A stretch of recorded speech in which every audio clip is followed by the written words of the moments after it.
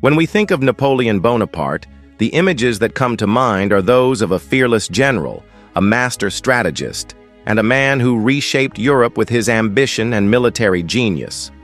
His name is tied to some of the most decisive battles in history: Austerlitz, Jena, Wagram, Borodino. His figure looms large over the 19th century as both a conqueror and a reformer, admired by some, despised by others. Yet in the middle of these grand and epic stories lies one of the strangest, most absurd, and funniest episodes of his life, an event so bizarre that it feels more like a comedy sketch than a true historical account. It is the story of the day Napoleon Bonaparte was attacked, not by armies, not by assassins, not even by political rivals, but by an army of rabbits.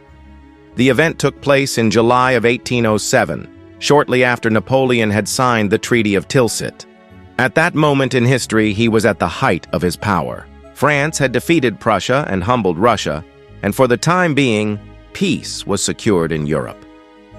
To celebrate this success, Napoleon decided to organize a rabbit hunt. Hunting was not only a pastime, but also a kind of ritual among European nobility. Kings and emperors were expected to show their skill and mastery over nature, proving they were both leaders in battle and in leisure.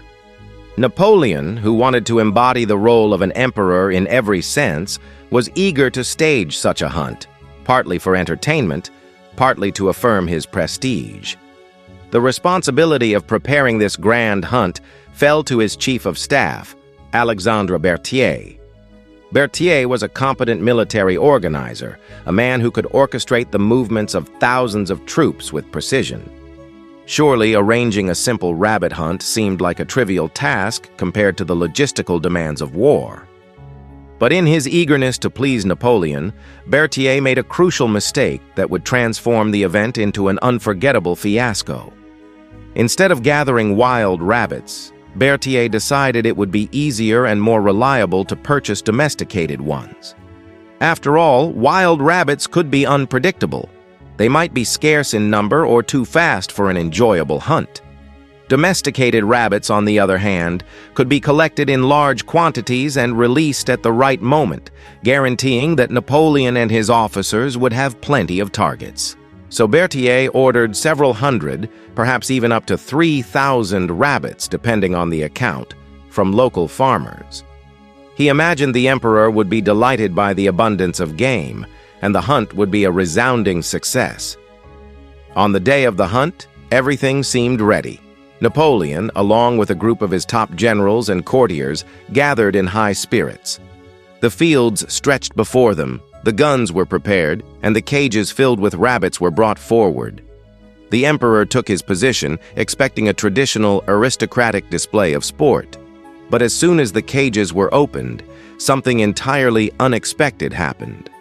Instead of scattering in fear as wild rabbits would naturally do, the animals turned and rushed directly toward Napoleon and his party. At first, there might have been laughter. A few rabbits hopping toward the emperor could have seemed amusing, a light-hearted moment before the real hunt began.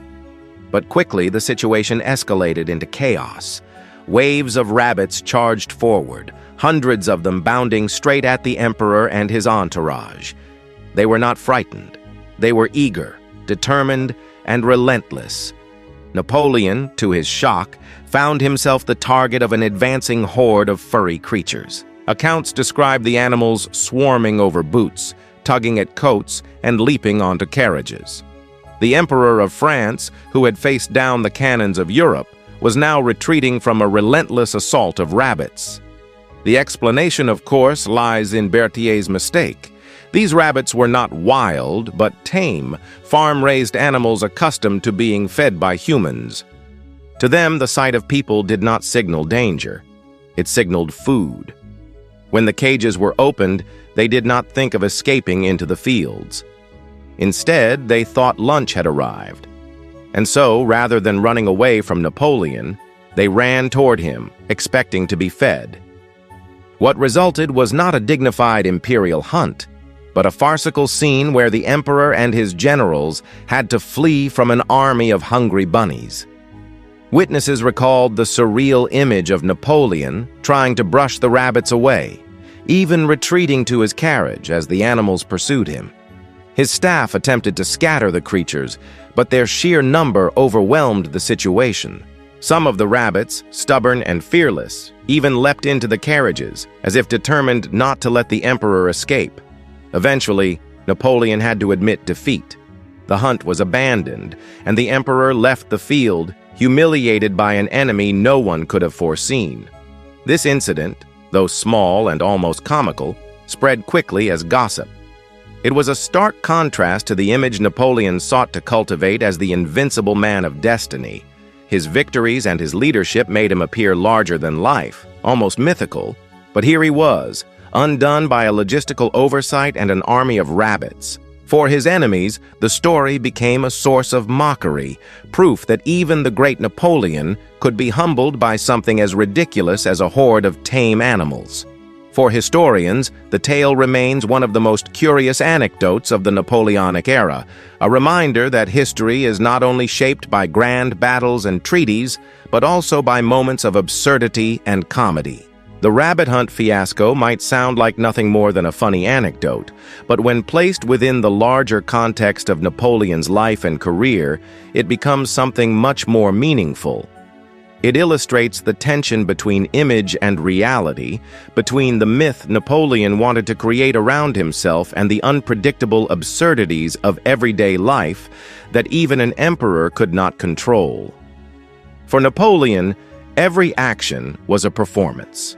He understood better than most leaders of his time that power was not only about armies and laws, but also about spectacle and perception. He carefully crafted his public image. The paintings that showed him as a heroic figure, the statues that glorified his reign, the ceremonies that emphasized his grandeur. The hunt was intended to be another such performance, a demonstration of mastery over nature and nobility in leisure. But instead, it backfired spectacularly, turning the emperor into the butt of a joke. One can imagine Napoleon's frustration in that moment.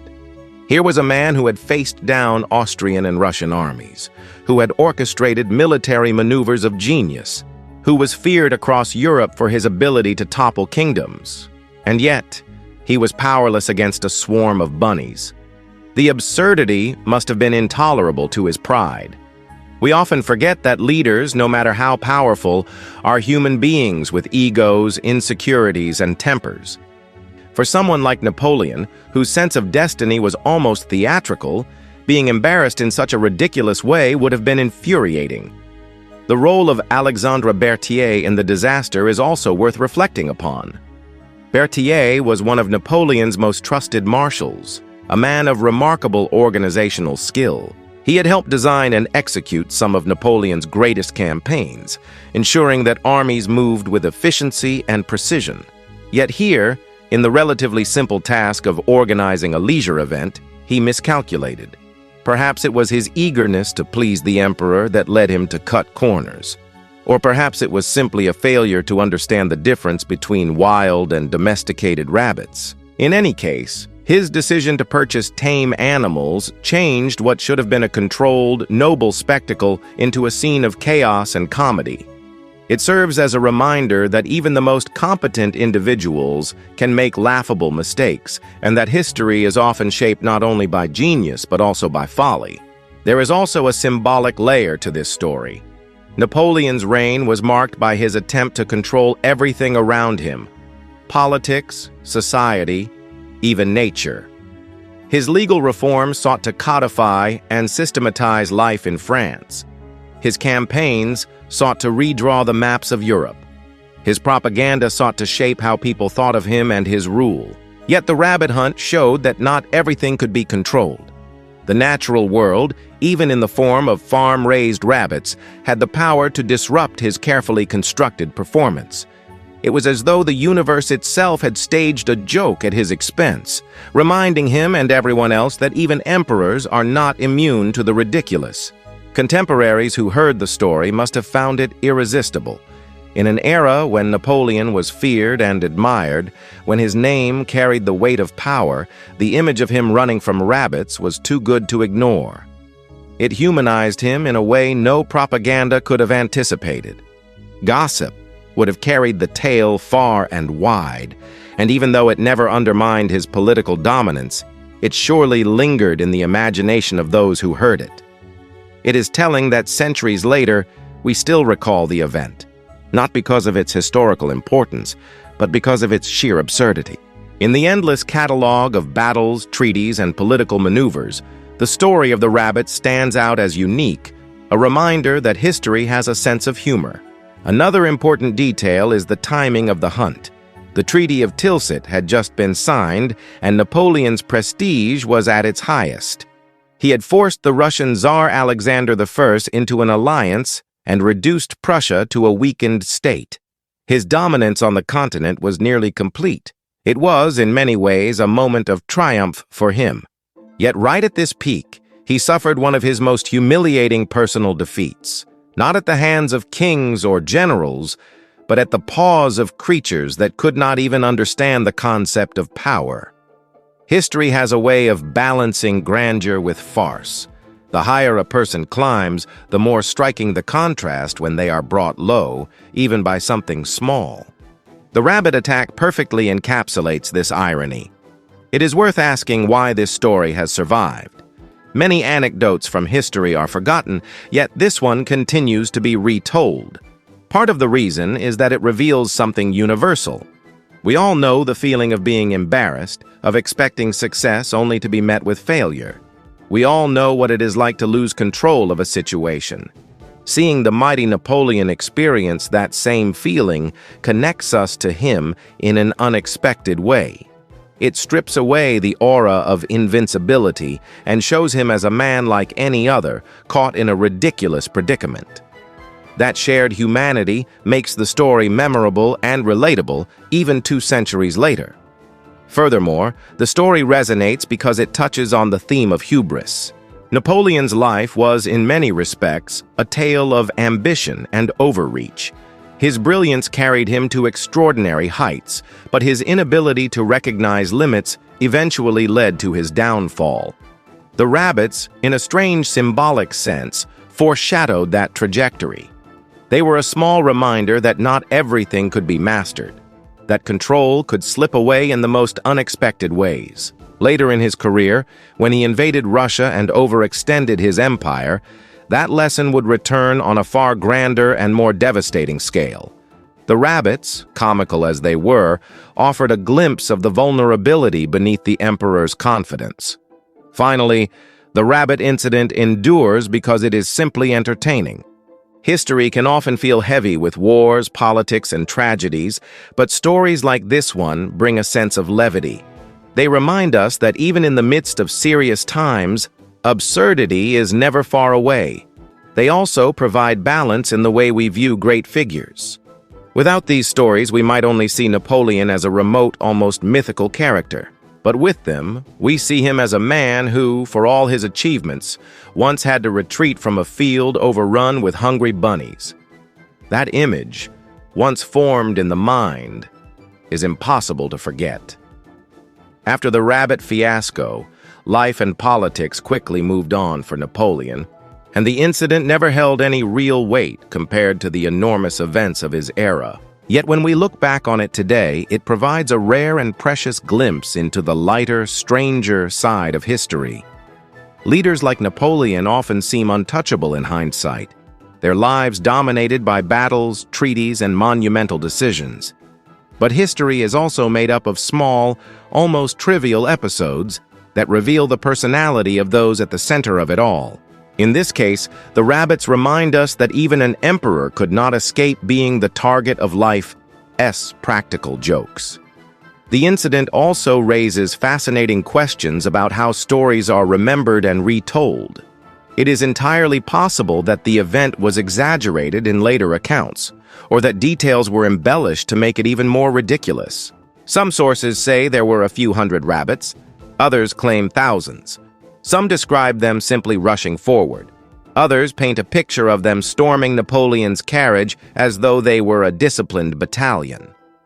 The lack of precision is less important than the fact that the story endured. That endurance suggests that people, even in the early 19th century, craved stories that deflated the aura of the powerful, balancing grandeur with farce. In the long run, this anecdote has outlived many of the dry political details of Napoleon's treaties or administrative reforms in the public imagination. There is a deep truth hidden beneath the comedy. Humans need stories that remind them of the limits of authority. An emperor fleeing from rabbits might sound absurd, but that absurdity itself is powerful. It demonstrates that no matter how grand someone's status, they remain part of the unpredictable and sometimes laughable flow of life. This is why we laugh not just at Napoleon, but also at the situation itself. There is something universal in watching power collapse under the weight of something tiny and insignificant. It mirrors the moments in our own lives when the plans we carefully arrange are overturned by the smallest mishap, a reminder that control is often an illusion. At the same time, the rabbit story carries a more reflective undertone. Napoleon's career was full of moments where he tried to bend reality to his will. He demanded loyalty, obedience, and precision from those around him. His armies marched with mechanical discipline. His civil code sought to order society, and his propaganda aimed to sculpt how people thought about him. And yet, here was a case where reality rebelled in the most unexpected way. It was not rebellion from people, but from animals. It was not betrayal from generals, but from rabbits. The very absurdity underscores the idea that life itself cannot be fully controlled. For a man whose ambitions stretched to dominating Europe, this was a comical but fitting reminder that no one ever holds complete mastery. Some historians and writers have used the rabbit story to illustrate the concept of the banality of fate. In grand narratives, we expect climaxes and symbols to carry weight. But in truth, fate often delivers its messages in the silliest ways. The rabbits are not a footnote to the grand wars, they are a commentary on them. They show us that while men like Napoleon thought of themselves as demigods shaping history, the universe was still capable of mocking them with a joke. That mockery does not erase the man's accomplishments or failures, but it does color how we see him. He was not only the general at Austerlitz or the exile at St. Helena, he was also the man who, for a moment, lost a battle to bunnies. When we retell this story today, it becomes more than just a laugh at Napoleon's expense. It becomes a parable of humility. Ambition can build empires, but it cannot erase the possibility of embarrassment.